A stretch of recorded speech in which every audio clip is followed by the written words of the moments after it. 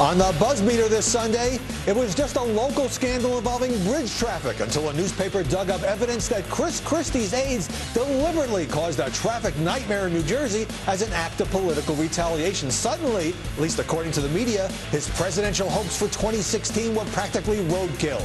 And the story prompted Christie to hold a marathon news conference, sparring with reporters for nearly 2 hours.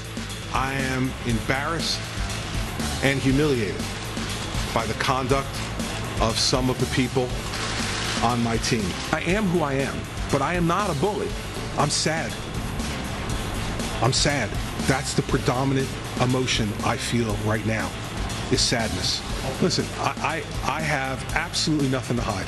That's a crazy question, man. The question now, are the media doing a drive-by on the governor? The book is a bombshell, but is it also a betrayal? Robert Gates ripping Barack Obama over war policy, in part by recounting private conversations with the president and Hillary Clinton.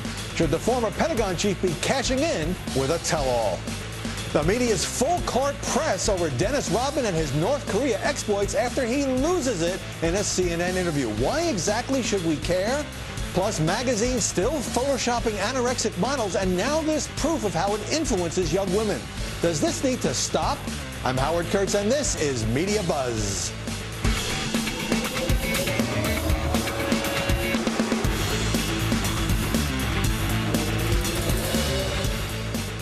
Most scandals are complicated. The saga of Christie and the George Washington Bridge, not so much. New Jersey's Bergen Record obtained emails showing that, contrary to earlier denials, some of the governor's aides relished the traffic nightmare caused by closing 2 access lanes to the bridge, creating a nightmare for Fort Lee, New Jersey, whose Democratic mayor had the gall to refuse to back Christie for re-election. Christie had dismissed the emerging scandal as so much media hype, but then came the emails, with one Christie aide writing, "Time for some traffic problems in Fort Lee," and a text message to a Christie appointee saying, "Is it wrong that I am smiling?" This caused a media firestorm, many pundits casting doubt on Christie's 2016 hopes and pumping up the scandal. Governor Chris Christie ran into a traffic jam today on the road to the White House. Good evening. The governor of New Jersey, Chris Christie, said today he is angry, he's embarrassed, he's humiliated, but he's innocent. It reinforces a negative stereotype that you and I both know has been out there for years about him, that he's just a bully at heart. If an email pops up with Christie's name on it, copied, CC'd, sent, returned, replied, he's dead man walking politically. Joining us now, Lauren Ashburn, Fox News contributor and author of the top Twitter Talk column on the Fox website. Britt Hume, Fox News analyst and the network's former Washington managing editor. And Dana Milbank, columnist for the Washington Post. That press conference, more than 19,000 words were spoken. 108 minutes. How did Christie handle reporters during this marathon that went on until none of us could take it anymore and had to race to the bathroom? Right, or lunch, to be not so crude, Howie. 108 minutes was his biggest downfall. That was the problem. Reporters can't hold on for that long to information. However, what he did right was that I think he slapped reporters around. Not like he usually does. He didn't call anybody an idiot. But I think that they like that when he was very firm with them. And then he was also contrite. There is nothing more that the media loves than to bring a politician way down. He was sad. He said he was sad. No, he said he was sad many times. To like bury him, to say this guy's done, he's toast, and then to build him back up again. Well, we're not in that next phase. Britt Hume, Christie's a guy who loves to spar with reporters, but here he kind of had to be restrained and not. We didn't see the full Chris Christie on display. Well, when you come out and announce that you're humiliated, it's pretty hard to get from there to being the bully boy again, if that's what people think he is. It all depends, the outcome of this, and in the end, the coverage, the extent of the coverage of it, length of it. What about the fact on one that, thing? Yeah.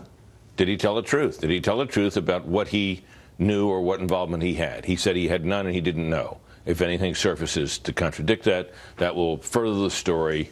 And if it turns out to be an unassailable fact that he did know, then his national political career is over. I would say, Dana Milbank, anytime you have to come out and say, I am not a bully, it's not a great day for a politician. But at the same time, Christie had been blaming the press for what he thought was a nothing story. Turns out the press was right.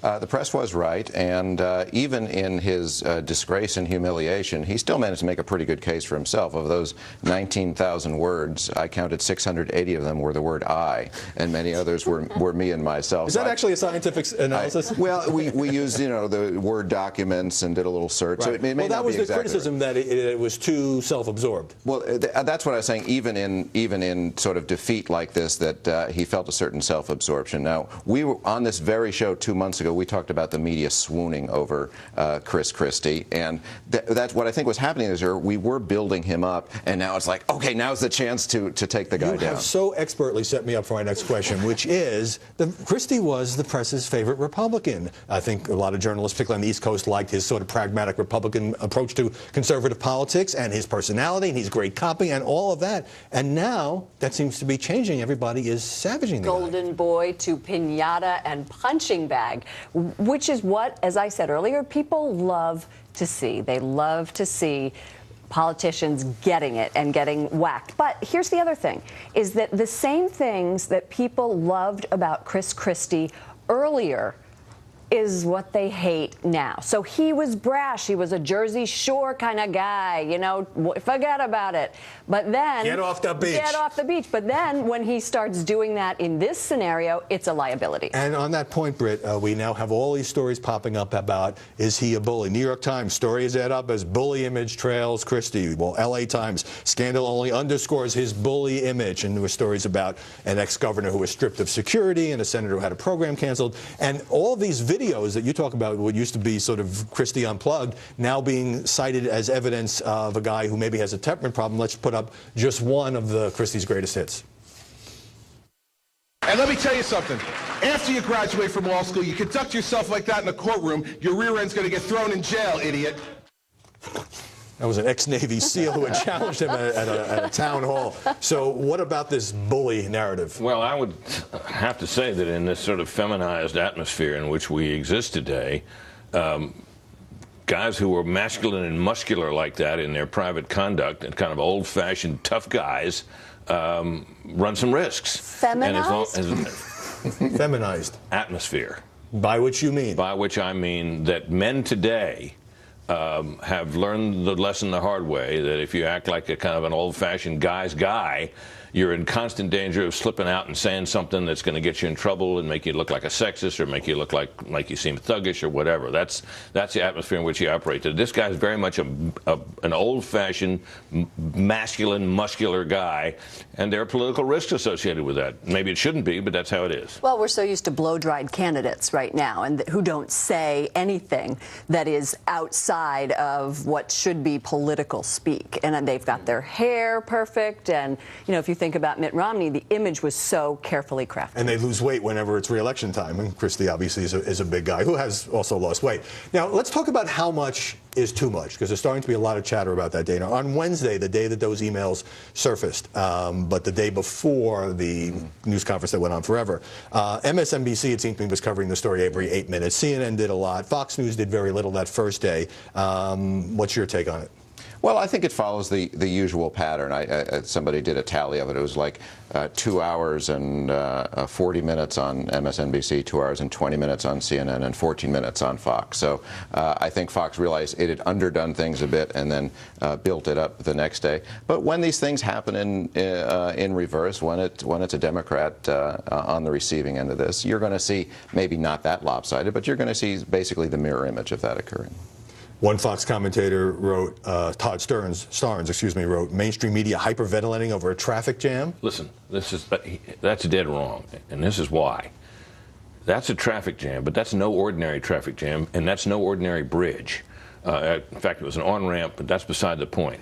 When you start thinking about the number of people in this country who have traversed that bridge, it's the busiest in the world.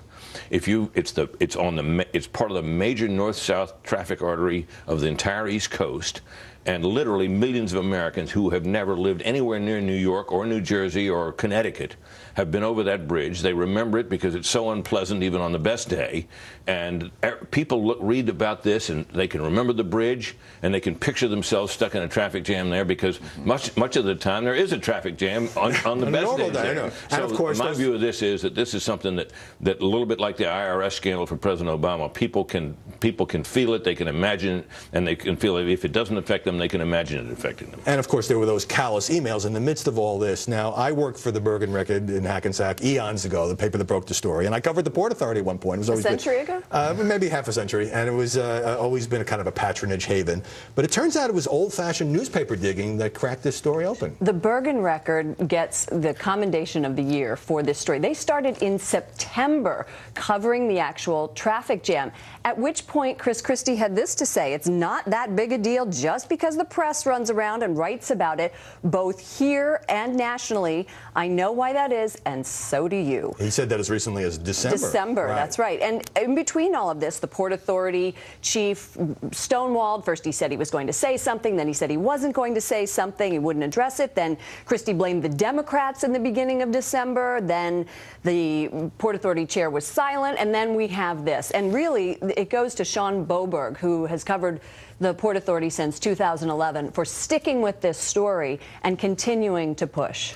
You mentioned if it's a Democrat, if it's a Republican. I'm hearing a lot of chatter about, well, what about the various Obama scandals? And somehow that the press's interest in this story, which, you know, wasn't really that much of a national story until these emails this week made it explode. And Christie himself, let's face it, by holding that entertaining 2-hour extravaganza, provided a lot of visuals for television to replay again and again and again. But is it fair to say, well, the IRS scandal should have gotten more coverage as opposed to this? Look, the press loves a scandal, and I think the love of scandal is even greater than any sort of an ideological division there. But I think Britt hit it exactly right in terms of why people can understand the whole waiting in traffic thing. They could understand the IRS thing. They can understand the website problem. But, you know, take something like Benghazi. That's complicated, and I think it's harder for people to grasp it, and therefore less appealing for the press to follow it. Right. This is not a hard scandal to understand. The only question, Britt, as you say, is what did the governor know and when did he know it?